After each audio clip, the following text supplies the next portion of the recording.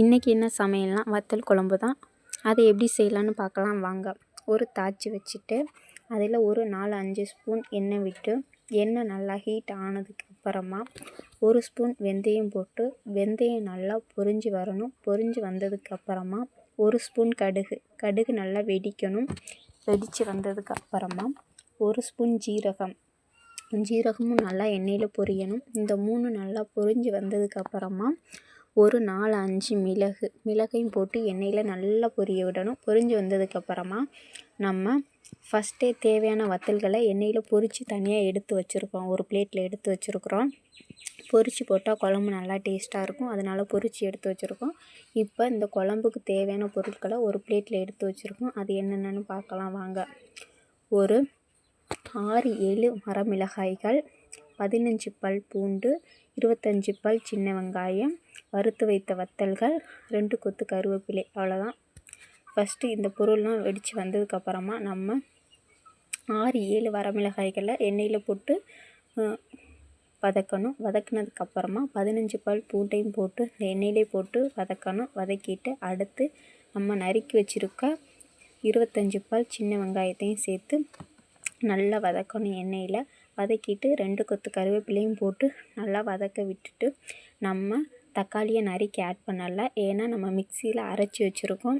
ஏன்னா அப்போ தான் குழம்பு திக்னஸ் கிடைக்கும். அதனால தான் நம்ம அரைச்சி யூஸ் பண்ணுறோம்.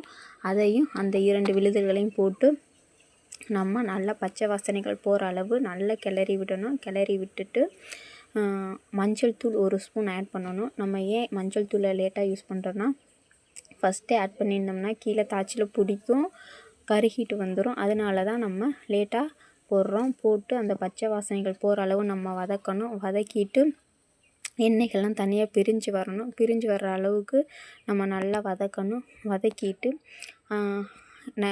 வறுத்து வச்சுருக்கோம் இல்லையா வத்தல்கள், அதையும் நம்ம சேர்த்து வதக்கணும். வதக்கிட்டு மசாலா ஐட்டங்களை நம்ம சேர்த்துடலாம். காஷ்மீரி சில்லி பவுட்ரு 1 ஸ்பூன் போட்டு அதையும் நல்லா வதக்கணும். வதக்கிட்டு அடுத்து வீட்டு தனி மிளகாய்த்தூள், வீட்டில் செஞ்ச தனி மிளகாய்த்தூள் 1 ஸ்பூன், அதையும் சேர்த்து நல்லா கிளறி விடணும். கிளறி விட்டுட்டு அடுத்து மல்லித்தூள் 1½ ஸ்பூன் போதும். மல்லித்தூள் போட்டு இது 3ஐயும் சேர்த்து நல்லா அந்த பொருட்களுடன் மசாலாக்கள்லாம் நல்லா கலந்து விட்டு நல்லா வதக்கணும். எண்ணெயிலே வதக்கி வச்சுட்டு நம்ம தேவையான அளவு புளி எடுத்துக்கணும். ஒரு நெல்லிக்காய் சைஸ் புளி போதும். நம்ம வேறு எதுவும் நம்ம சேர்க்கலை. அதனால ஒரு நெல்லிக்காய் சைஸ் புளி எடுத்து அதையும் நல்லா கரைச்சி வச்சுக்கணும். கரைச்சி வச்சுட்டு இந்த நம்ம வதக்கி வச்சுருக்கோம் இல்லையா பொருட்கள், அது கூட சேர்த்து நம்ம கரைச்சி விட்டு ஒரு 3-4 கிளறி விட்டு மூடி போட்டு நம்ம இந்த குழம்பு மூடி வச்சிடணும். மூடி வச்சுட்டு ஒரு 10 நிமிஷம் இல்லைன்னா ஒரு 15 நிமிஷம் போட்டு மூடி வச்சோம்னா குழம்புகள் கொதிக்க ஆரம்பிச்சிடும். குழம்பு கொதிக்க ஆரம்பித்ததுக்கப்புறம் திறந்து பார்த்தோம்னா அந்த எண்ணெய்கள்லாம் பிரிஞ்சு பார்க்கவே ஒரு கலர்ஃபுல்லாக இருக்கும். டேஸ்ட்டாக ஒரு கலர்ஃபுல்லாக இருக்கும். இந்த வீடியோ உங்களுக்கு பிடிச்சிருந்துச்சுன்னா லைக் பண்ணுங்கள், ஷேர் பண்ணுங்கள், சப்ஸ்கிரைப் பண்ணுங்கள். கீழே உள்ள பெல் ஐக்கானை